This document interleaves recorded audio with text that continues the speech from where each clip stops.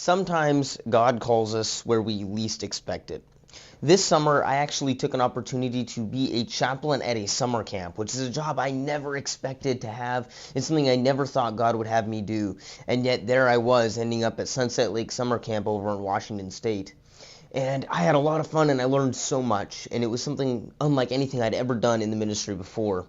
So I decided to sit down with Pastor David Yeagley, who has been the camp director at Sunset Lake for the past 19 years, and talk with him about what is summer camp, what kind of ministry is done there, his special memories with it. So I hope you enjoy my interview with Pastor David Yeagley, where we talk all things summer camp.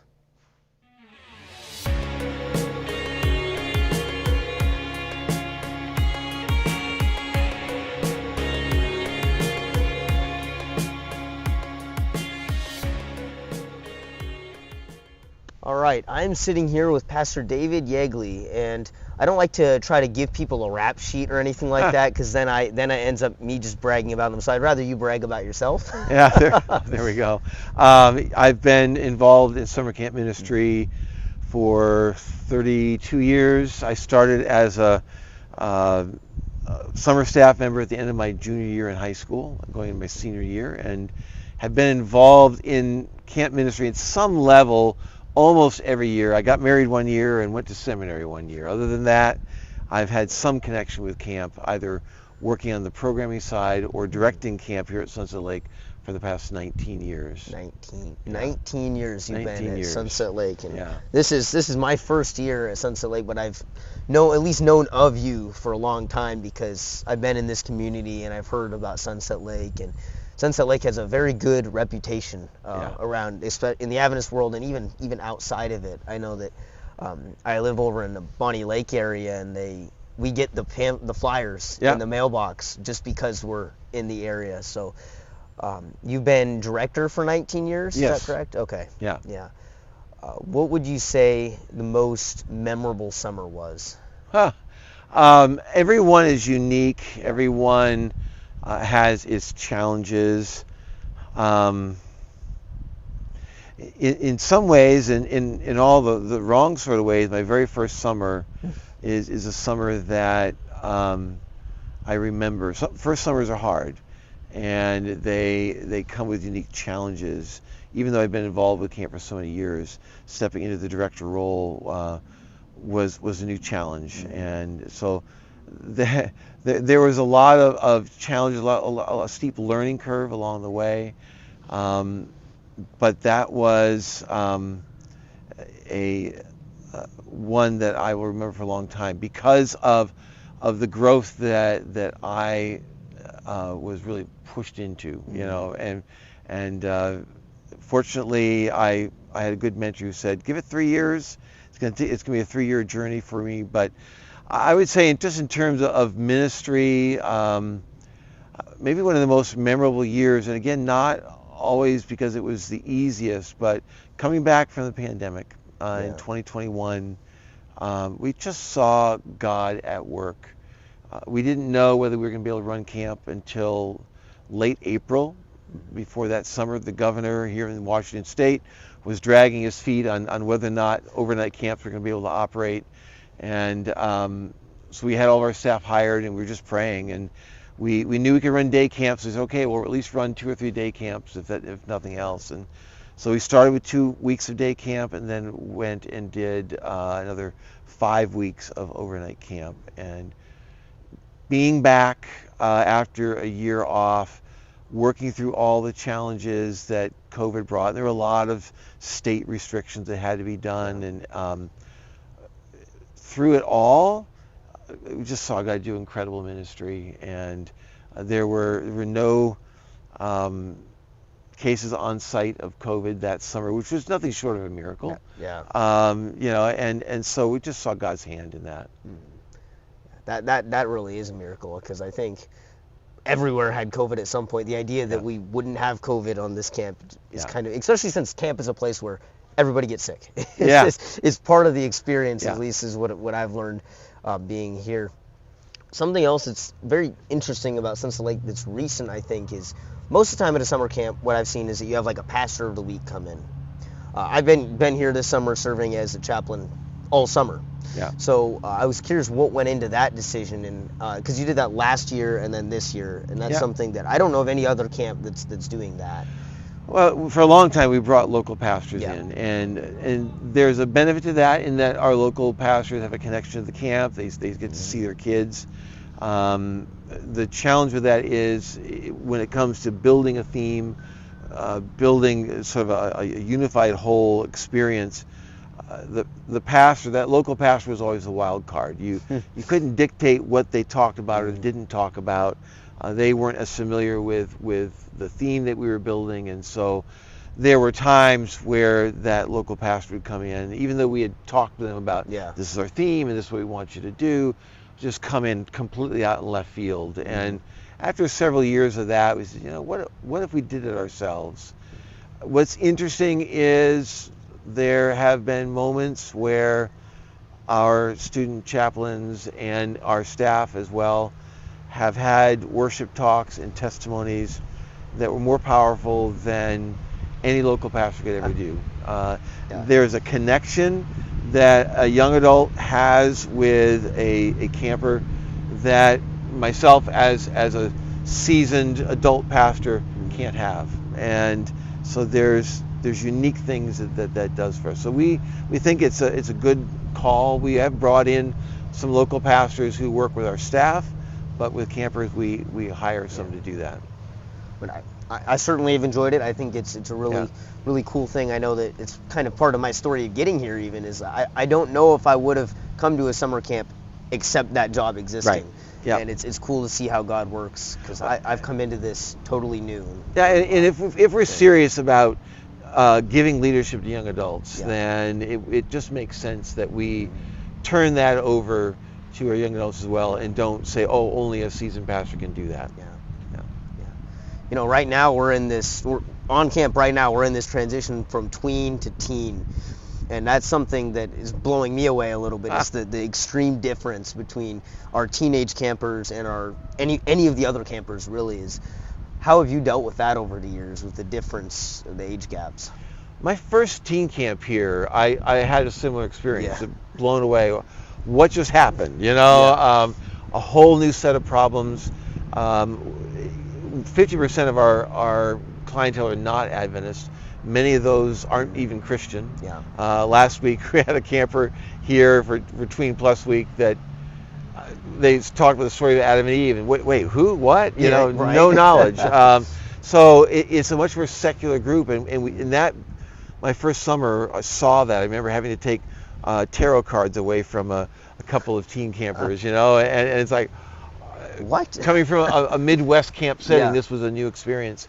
But it has become one of my favorite weeks because our teen campers are so open to having conversations, and they're able to have deeper conversations with our staff, and they're interested in learning and going deeper.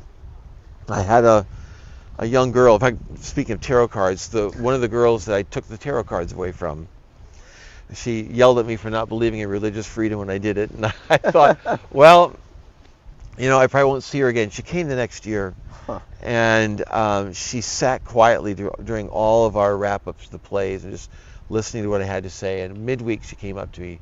She said, I want to talk to you. And we sat out during recreation out along the field where everybody else played, and she brought a book with her, and she said, you've talked a lot about how campers like us are going through hard times and suffering, and so I want you to look at this. And she handed me her journal.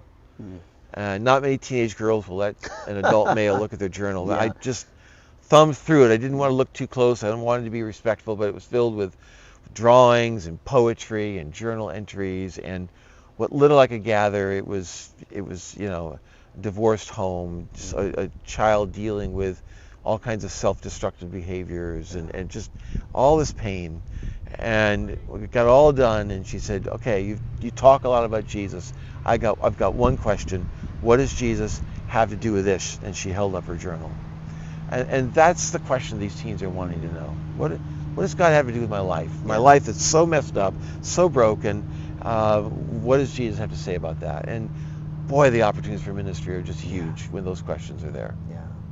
Yeah. That is a really interesting thing for me to have observed working at camp, is that difference, because you went through theology school, you went through to be a pastor, and summer camp's a lot different than normal ministry. True. Isn't it? Yeah. I spent 15 years in the local church, and it's a very different animal here. Yeah. What would you say, like, the biggest differences? Because you have the approach of typical church ministry. The setting here is different. The approach is different. And that was one of the first things we talked about at the beginning of the summer with orientation, is this is different. Jesus took his disciples away in these short-term experiences. And there's real power in a short-term community experience. We can pull away from the normal world. We can interact with each other at sometimes a deeper level than we can back in our home settings, and then we go back. And of course, the local church doesn't operate that way. We're a community that is together, and we do life together, and it's on a long-term basis, and therefore there's things that we can do in a camp setting that you struggle to do in a church setting. It's two different worlds. I've often thought, though, that there's a lot about camp that should inform what's going on in the local church. And I don't really have all the answers to that, but what I love about camp is that if you register and you show up on Sunday afternoon and you're a camper, you're part of our family. You're part of our community. We welcome you with open arms. We don't ask questions about who you are, where you're from, and what's going on in your life. You're part of our community, and we love you and we value you. I think sometimes we as a local church, and certainly there has to be standards of membership and all those things in place, but sometimes that becomes a barrier to someone walking the door and saying, this is home for me. I feel accepted and valued here and a part of my family. And if we could break down those walls and figure out a way to create that sense of belonging in our church community, no matter who they are, no matter where they're from, that's huge. Camp gets to say, doesn't matter what's going on in your life, you're valued and wanted. Church has the responsibility of walking with them over a long period of time and shepherding them as the Holy Spirit begins to impact their life and change and mold them. So that's a hard journey, because then that means that they have to wrestle with life issues and challenges, and God begins to work change in their life. But I think a local church, if they could say, you belong, you're part of our family, now come and walk with us, and we're going to walk with you as you allow God to shape you, boy, that would be a real powerful thing. Camp's a really special example of come as you are, isn't it? That's something a lot of Christians struggle with, exactly how to do that, because it's when you're here and somebody else is here, it's hard for you to understand why they're not already with you at that point. And camp is this large demographic of people from very different walks of life, and we all get there and it suddenly all goes out the window. We're doing camp together. Well, you mentioned also that you've worked at other camps, like in the Midwest. Is that correct? Yeah. That's quite a bit different, isn't it? I worked at Camp Sauble in Michigan. It's a very different type of camp. And I don't know where the numbers are now, but when I attended there and worked there, it was predominantly an Adventist camp in terms of the makeup of the kids coming. Not entirely, but predominantly. And that shifted and changed the feel of it. Midwest camps, Midwest in general, tend to be more churched, although that's shifting and changing than the West Coast. But the West Coast camps deal with a lot more unchurched kids, and so that changes the way you do ministry and the way the camp operates, and so there's certainly differences there, but a lot of commonalities as well. There's that difference, and of course there's also this, I don't feel like if anyone's just listening, the beauty of the Pacific Northwest, you don't really find that in a lot of places in the Midwest, especially as someone who spent the last year in Nebraska. It's different. Camp Sauble has a trail out by the Nature Center called the Trail of the Giants, and there are the big white pines that they have. And I remember after spending multiple years here, going back to Camp Sauble and walking the Trail of Giants and saying to myself, what happened to those big trees? I don't see them anymore, and Yeah. because it's just the scale of everything I hear is bigger, and Yeah. which is fun. I really love this part of the country. Yeah, I've visited other places. I'll go to, like, when I went to Tennessee, they'll say, "Look at that mountain over there," and I say that's a hill. It's not a mountain. Yep. So let's see. You talked about you kind of that first year of camp for you was very, very important, and then we had that COVID year. There was a lot of years in between there that when you were kind of getting your footing. If you had to give advice to someone, I know that there is a somewhat of a transition going on here at Sunset Lake as well. Yeah. What is your advice to incoming people working in the camp setting? Yeah, well, the first advice would be the same one that I was given, and that is don't judge your success on the first summer, because the first summer will be hard. Yeah. And there's always that growth period, and it really, for me, it was a 3-year journey. Yeah. That it took that time to begin to make camp my own, and for me to learn, staff to learn about me, and that was good advice. That's the first advice. The second thing I would say is camp ministry is powerful and successful, most successful when it is attached to the Gospel Commission. Yeah. Camp should be amazingly fun, and there should be lots of crazy and fun things we do, but at the heart of it, we want to be bringing kids to Jesus. Yeah. And that's what makes camp really awesome. And the other thing I would say to a young director coming in, I talked with a director one time after his first summer, and we spent an hour and a half together at a convention of camp professionals, and he told me, he said, I'm looking back at my first summer, and I realized that I spent my whole summer managing the camp, and I never led it. And that was a really interesting statement. I think it's hard for us as directors sometimes to realize that camp works when it's handed off to the young adults. Our role as a camp director is to guide and empower young adults to do ministry. Yeah. And that is when camp really works. So Yeah, that's kind of leadership in general, right? Is that delegation of empowering other people to lead. Another thing that's been fun for me as a first timer here is the different activities. Yeah. I'm sure you've done all of them at some point. We have, even behind us, you see the waterfront, the boat keeps going by. Do you have a particular favorite activity? I love the challenge course, Yeah. particularly elements like the zip line, leap of faith. I also love the water, so any kind of water sports is good. But I like the challenge course because of what kids can learn. Yeah. There was one year where our challenge course team, they would end the week with campers jumping off the leap of faith, and they would ask the kids, all right, what are you leaping towards? What's that step of faith you want to take when you go home? And they would have them name it as they jumped out into thin air, to grab the trapeze bar. And so those I love the growth that happens at challenge course. It's those, you can draw that analogy from it too, of that leap. We literally call it that leap of faith. Yeah. Another cool thing I saw this summer is in the STEM class, they'll make those bottle rockets. And at least this year they've written on there something they're giving to God, and then we literally propel it up into the air. And there's a lot of that meaning you can draw from it while having fun. Right. Is a really, really cool part of camp as well. Yeah. Let's see. What else could we touch on? There's so much vastness in summer camp. You mentioned the gospel and presenting that at camp. I feel like there's a difference in presenting the gospel at a summer camp to kids versus presenting the gospel at a church, and we kind of addressed on that. What would you say about that if you were to talk about that more? We have a responsibility to parents. We're dealing with minors, and we're dealing with parents that aren't always Adventists. There's a certain trust that we have to have with them. They understand it's a Christian camp for the most part, although once in a while we'll have a camper come that has no clue. The parents somehow missed the memo, even though we're pretty open about it.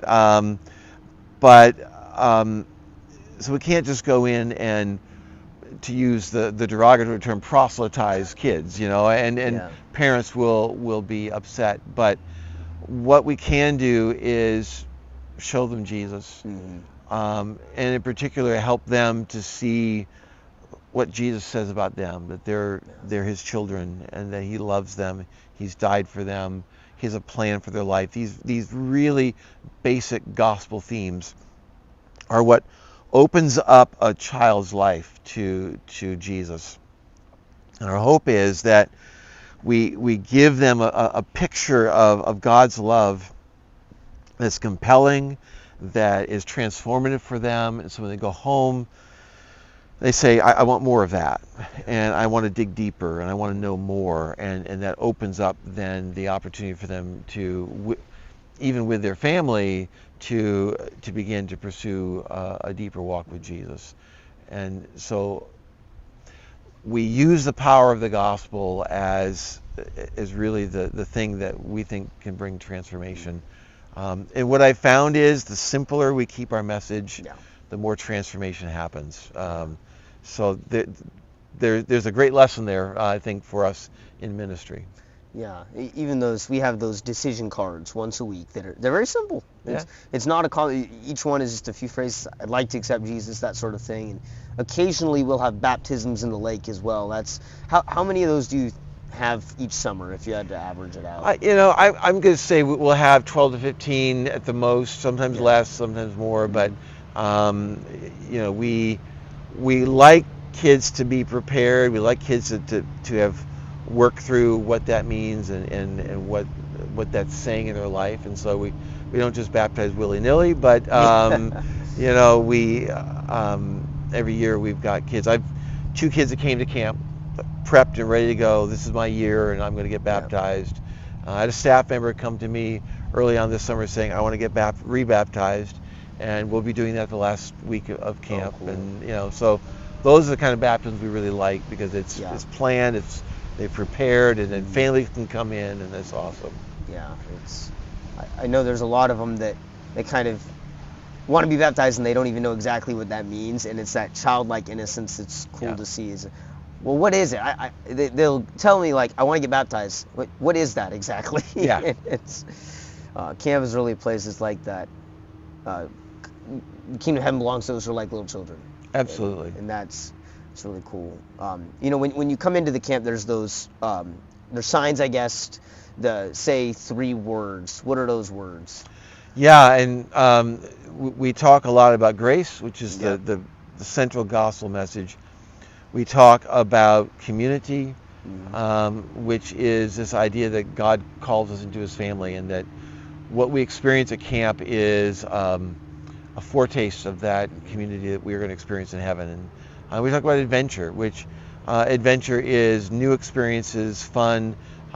It's not just new experiences like out on the boat or up on a horseback, but it's new experiences with Jesus as well. The last word, which the last banner has yet to be installed at the top of the hill, is belonging. If I am fully engaged in God's grace and experiencing that, if I'm a part of that community of faith, if I'm experiencing that day-to-day adventure with Jesus, then I'm experiencing belonging. And we talk a lot about camp being a place where kids belong, not because they've done anything, but because Jesus has done something for them. Yeah. And I think that belonging, certainly from at least what I've observed this summer, is it extends to staff as well. If there was somebody who, I know in my boat there have been periods where I had thought about summer camp and I was very hesitant. It's like, I don't know if I want to. If somebody came to me and said, I don't really think I want to work, how would you persuade them to at least consider it? Well, I talked to a lot of people about what camp is, and what I love about camp is it's a job like no other. I could go work at Taco Bell or McDonald's and flip hamburgers and make burritos, and that's all they want from me. They want me to make food and get it out on time. If I show up to work and do my job, that's all they care. At camp, we care about the whole person. We care about a person's life. We care about developing them as a leader, developing them as a Christian. It's a great place to learn and grow, to make mistakes. And there's not many work environments like that. And it's a place where I can watch God do ministry through me. And there's one thing that's transformative for young adults is to realize that God used me to change a life. If He do that now, how else could He use me, the rest of my life? And so there's real power in that. And I remember a camp staff member came running to my house on my day off, knocked on the door, burst in the door. Pastor Dave, fire me now. I don't deserve to be at camp. And she had done something stupid. There was some tensions between the girls' counselors and the guys' counselors, and she had just kind of let that blow up too much and made a mistake. And she knew it. And I said, well, I could fire you, but what would that do? How would that change anything? So you have an opportunity to grow. You have an opportunity to learn from this. So why don't we figure out a way to restore this community and restore you and change you through this? And she calmed down and agreed to that. And I've watched her over the years and watched her life, and she's active in the church, has been a teacher for years, and now married, and has a successful life. I thought, what would have happened all those years ago if I had just said, you're right, you're fired? How would her life have taken a different course? So I love camp because it's that place where kids can grow and where we can take chances on them as well. I mean, over and over I've taken chances on young people who told me, you should never hire that person. Even this year, I got a call from someone who said, you need to know who this person is, and just laid them out, and I thought, oh no, I'd already hired them. What am I going to do? And I thought, I'm going to let them show me what kind of person they are rather than take someone else's word for it. One of our best staff members. And I thought, I don't know what that other person saw, but clearly not what I'm seeing. And so I'm glad I took the chance. So yeah, it's a whole different environment. It is. There's nothing like it. And the other thing about Sunset Lake as a camp as well, I never came as a camper, but I'd still been here because this camp during the off season also serves as kind of like a retreat center, and there's events go on here. Could you tell us more about that? Like what happens when it's not summer? Yeah, the bulk of what we do is the rest of the 10 months, and this camp becomes a place where other organizations can come and do ministry. We predominantly rent out to other organizations, both our local churches, conference groups, and other churches and organizations. Some of the really, I think, cool things that we do, that we host here, right after our summer camp is done, Seattle Children's Hospital comes in. They've been coming for over 50 years, and they do a camp for sick children. Our cabins become hospital rooms with all kinds of ventilators and equipment, and it's amazing. And they put these kids on horseback, they get them out on the water fishing and being kids, and it's an amazing thing to see. The next week we bring in a group of sheriff's department from the Tacoma area, Pierce County Sheriff's Department, and they run a camp for underprivileged kids who are at risk, and they want to give them a positive experience with law enforcement. Some of these kids come into our cabins and they say, wow, this is my bed. I've never had my own bed before. That's the level at which these kids are underprivileged, and they get a week to be kids. So it's really cool. We have Pathfinder events. Local churches hold retreats here. So a lot of ministry happens throughout the year. So I had memories of going on a 4th grade field trip coming up here. I think we did some marine biology stuff in the lake, that sort of thing. It's pretty cool to think about all the different uses this place gets. Another thing about camp that I've noticed is there's a lot of Jesus moments. Do you have any particular famous moments where you just saw Jesus, where it just sticks in your head? One that really stands out to me in terms of seeing Jesus. Sometimes as a camp director, you like to think that you have all the answers and you can solve all the problems, and if only it were true.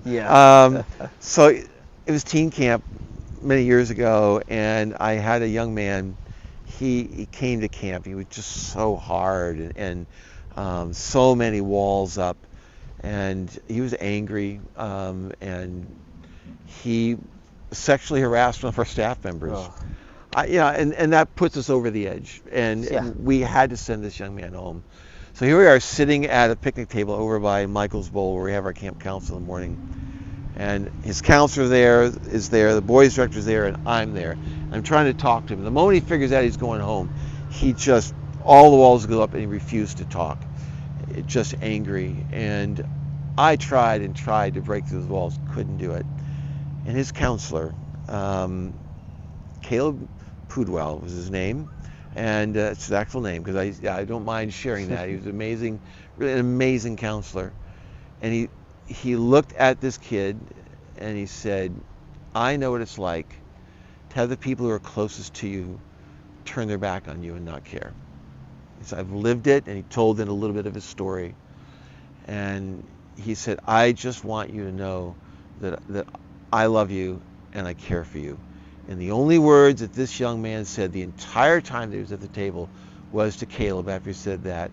After Caleb said, I love you, he turned to him and said, I know. And I sat there in the presence of Jesus. And Caleb was Jesus, this young man, the only one who could break through those walls. I don't know what happened in his life. I don't know where this young man is today. My hope and prayer is that in that little brief moment where he saw Jesus, that it made a difference in his life. Yeah. And that's the thing in all ministry, is you don't really know how a lot of this stuff ends. You don't know where he ended up, but you do know that moment at least. Yeah. And Yeah. I'm sure you have campers come up to you all the time from previous years, and they say they recognize you. I know there was one story you told early where you ended up, I think some of our staff called you Father Yeagley at one point. Yes, I was at taco time and getting some supper with my wife and my grandson, and this guy was just looking at me. I thought, okay, he knows you're from camp, gotta be. And so he came up to me and said, hey, he said, are you that priest from Sunset Lake? Yeah, not really, but yes. So now I'm Father Dave, Yeah. I've seen, the crazy thing is, you'd think that would be a one-time thing, but I've had campers this summer think of me as the camp priest, because like we had talked about, some of them really, they don't have a lot of experience with the Bible or church. I've had that question of, what is the Bible exactly? Can you tell me what that is? And you never realize that there are kids out there who, when you grow up in this setting, when you're used to hearing it, you don't even realize that there's some kids who don't even know who Jesus is at all. Right. They never heard anything other than maybe his name. Yeah. And maybe his name used as a swear word. Yeah. There's so many different backgrounds here, but it sounds like you've had those experiences that you get to see, where they see Jesus for the first time is probably pretty amazing.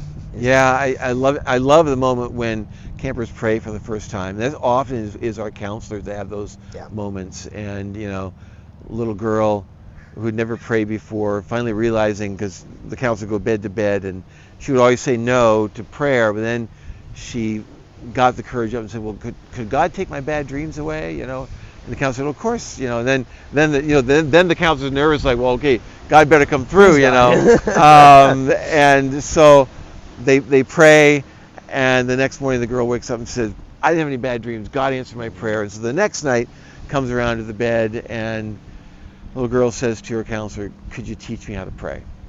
And those are the moments where a child turns to God and says, and has their very first conversation.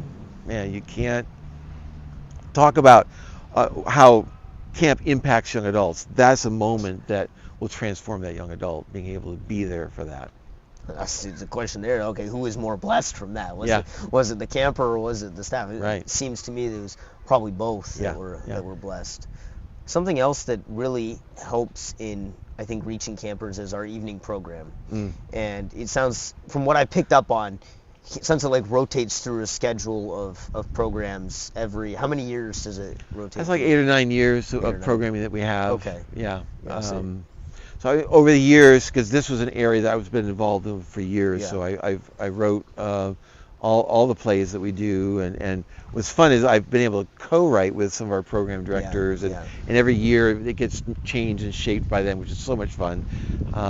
But programming is really a big part of camp. When you think about it's the evangelistic series that sort of flows through the week, and so you build your theme And what we do is a 5-night play. We'll take a Bible story and put it in some kind of modern setting, or some kind of familiar setting that we see in a Hollywood story. So it might be a mystery or a spy thriller, or like this year a sci-fi, or we've done murder mysteries before. Prodigal Son is a murder mystery. There you go.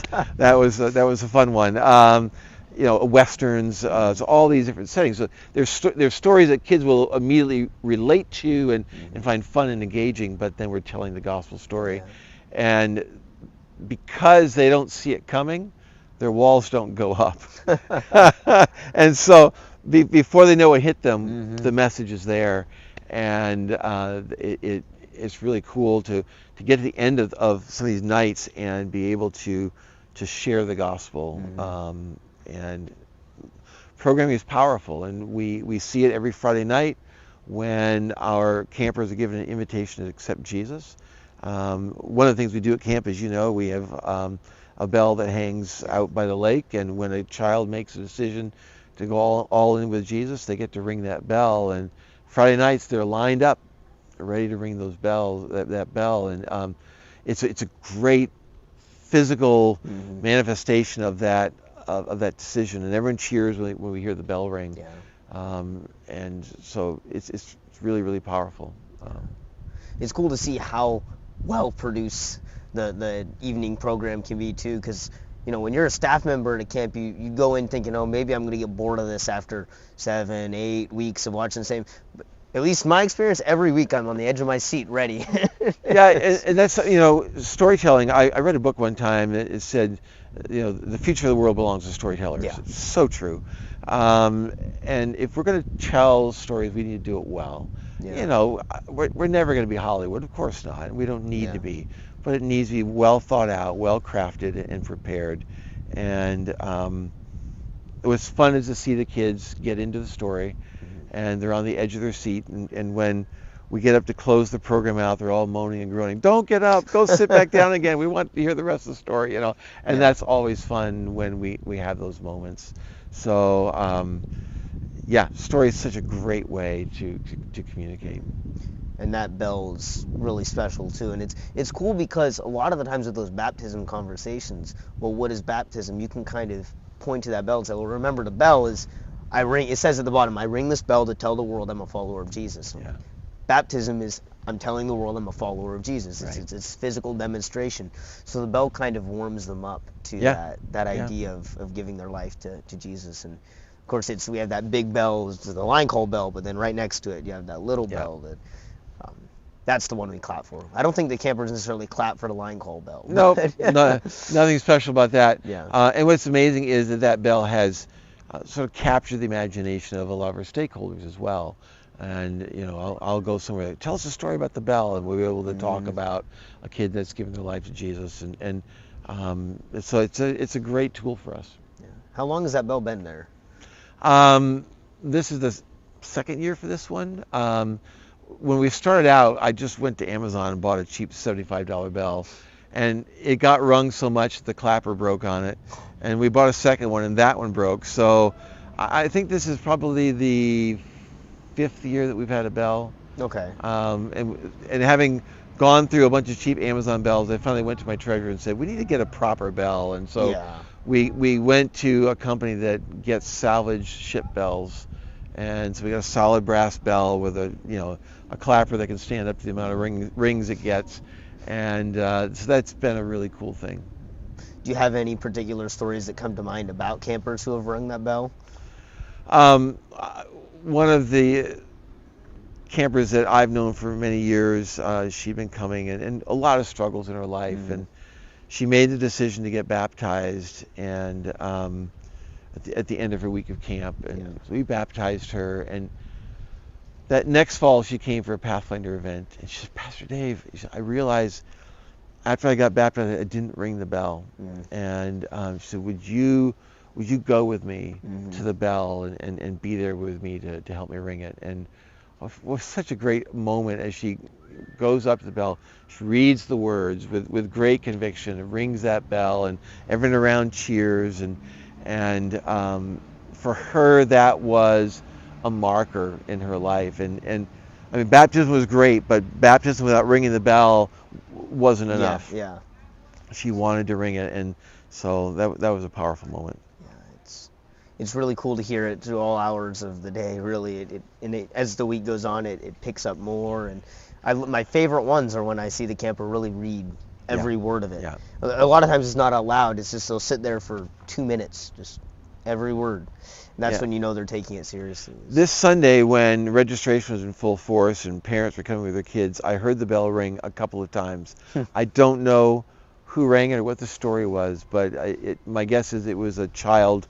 It was around pickup time. It was a child that wanted to bring their parents to be there to witness it, which is really cool. That is cool. Yeah. Same thing happens at the baptisms too, when we have family come, and that's when some of the campers will go, I want to be baptized right now, right here. Like, what are we waiting for? Well, what if your parents want to be there? Yeah.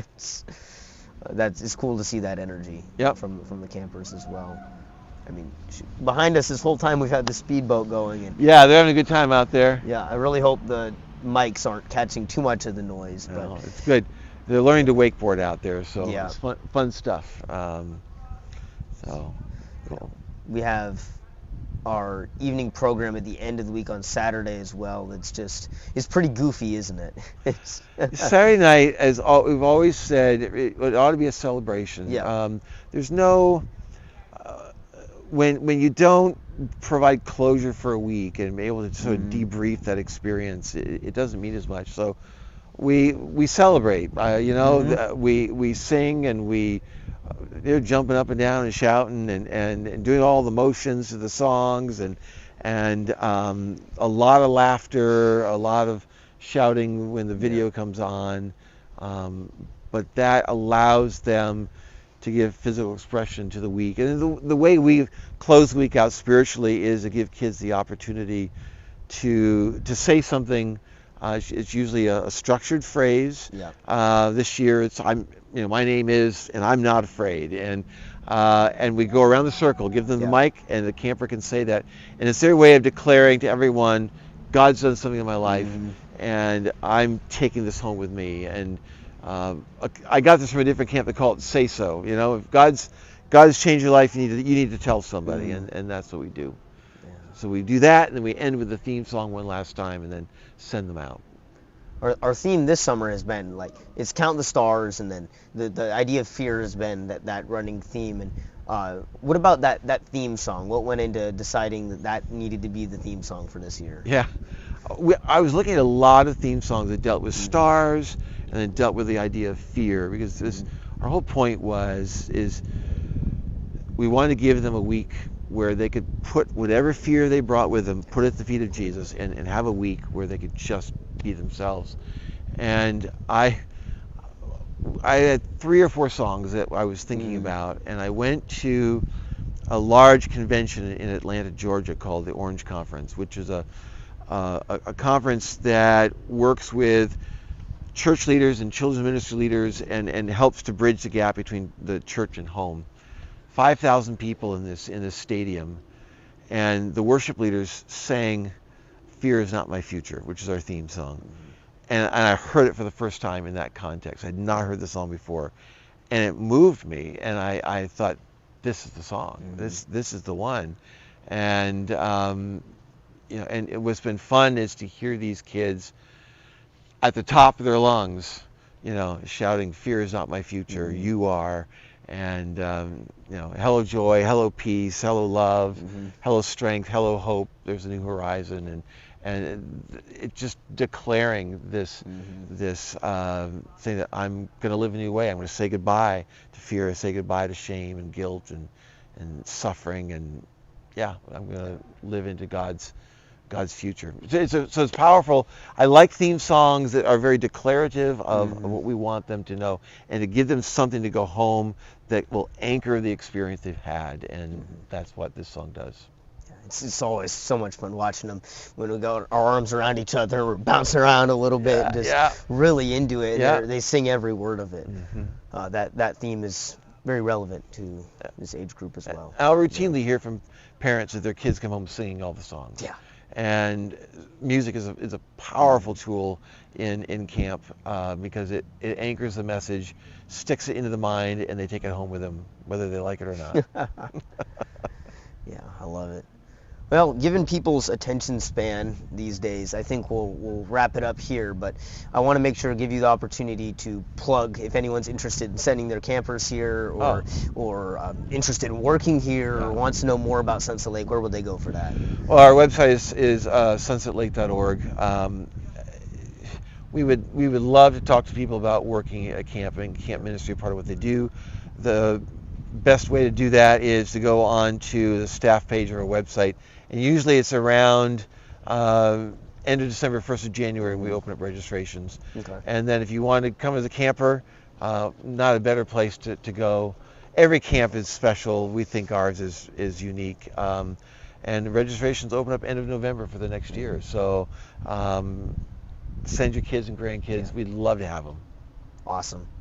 Well, thank you, Pastor Dave, for Thanks, this Payton. conversation. It's been a lot of fun. It's been a lot of fun working here this summer at Sunset Lake, and I hope that you all have been blessed by this. Share it around if you want to have an uplifting conversation about camp, because this is a fun one. Awesome. Thank you. Thanks, Payton. Mm-hmm. God bless.